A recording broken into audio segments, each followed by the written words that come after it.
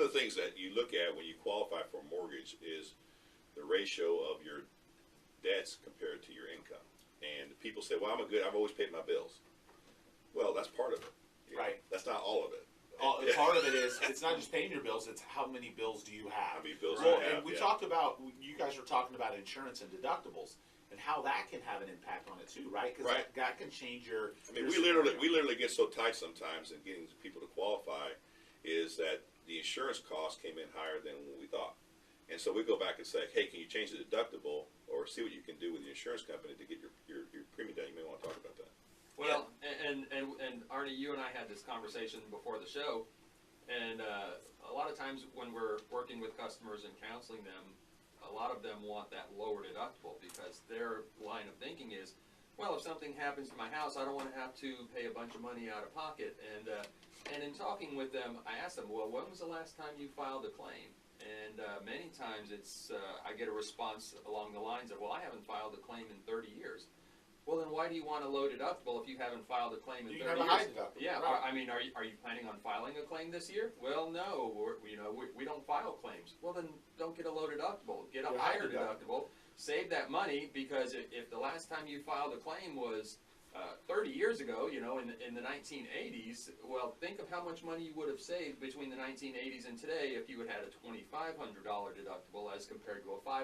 And I think, again, that's the comfort level for every buyer is going to be different. If you've got somebody that's owned home and has assets, probably more comfortable with that. If you've got somebody that's first-time home buyer, right out of college, first job, paycheck to paycheck. Yeah, that's one of those scenarios where you kind of got to, they got to make sure they're comfortable with it. And it's not as if you couldn't. So, and again, I think this is important to understand too. They qualify a year down the line or 2 years down the line, or if they're still concerned, they can change the deductible on their insurance, with a phone call. True. And another thing to consider That's a good point. Is that so like a year or two down the line, they say, you know what? Okay, now I'm more concerned that I got this high deductible, so I could qualify. Well, now I want to get it down to a low deductible, and I'm making more money. So let me call my insurance company and and pay a little bit more in insurance.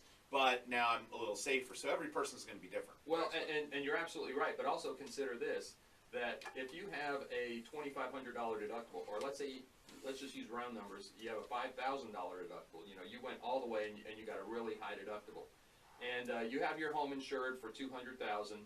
And house burns down to the ground, completely burns down. You're out on vacation, caught fire, nobody noticed, and it completely burned down to the ground. Well, the insurance company doesn't come to you and say, you got a $5,000 deductible, give me $5,000.